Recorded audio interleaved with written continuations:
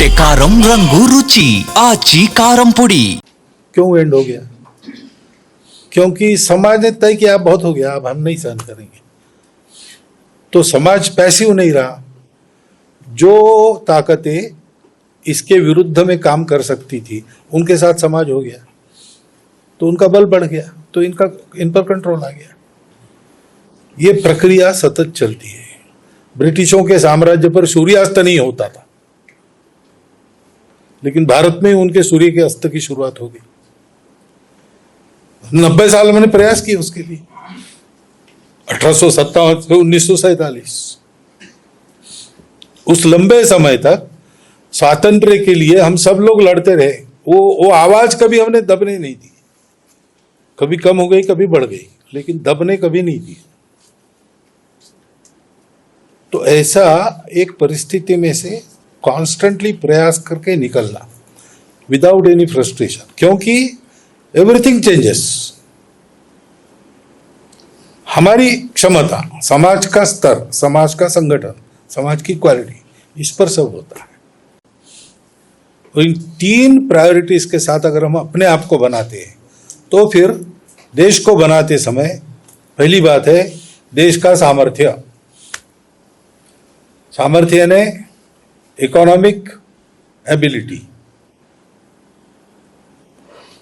Superiority शब्द जरा गलत अर्थक से होता है, लेकिन हमारी अर्थव्यवस्था पूर्णतः आत्मनिर्भर होनी चाहिए। हम किसी पर डिपेंडेंट नहीं होनी चाहिए।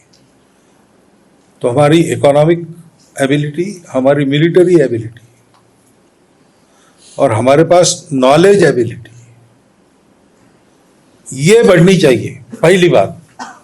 तो हमारे देश की सुरक्षा, हमारे देश की समृद्धि। कोई दुखी नहीं, दरिद्र नहीं, अनएम्प्लॉयड नहीं, कुछ नहीं, सब लोग काम कर रहे हैं, आनंद से देश के लिए कर रहे हैं। परिस्थिति का विचार तो सबको करना पड़ता है, लेकिन आप देखो परिस्थिति आती है और जाती है। देखो दुनिया में सब देशों पर तरह तरह की परिस्थिति आई गई, कुछ देश उसमें समाप्त हो गए। यूनान, मिस्र, रोमा सब मिट गए जहां से। कुछ बात है कि हस्ती मिटती नहीं हमारी। तो भारत ये एक अमर समाज, अमर सिविलाइजेशन का नाम है। बाकी सब आए, चमके, चले गए, लेकिन इन सब के उदय और अस्त हम नहीं देखे, और हम अभी भी है और रहेंगे। क्योंकि एक बेसिक नेटवर्क ऐसा हमने बनाया है अपने समाज का, उसके चलते हिंदू समाज रहेगा। हिंदू नहीं रहेगा तो दुनिया नहीं रहेगी। क्योंकि ये जो धर्म नाम की चीज है जिसका मैंने उल्लेख किया, समय समय पर उसको जीकर दुनिया को देना ये हिंदू समाज ही करेगा। उसका ये ईश्वर प्रदत्त कर्तव्य है।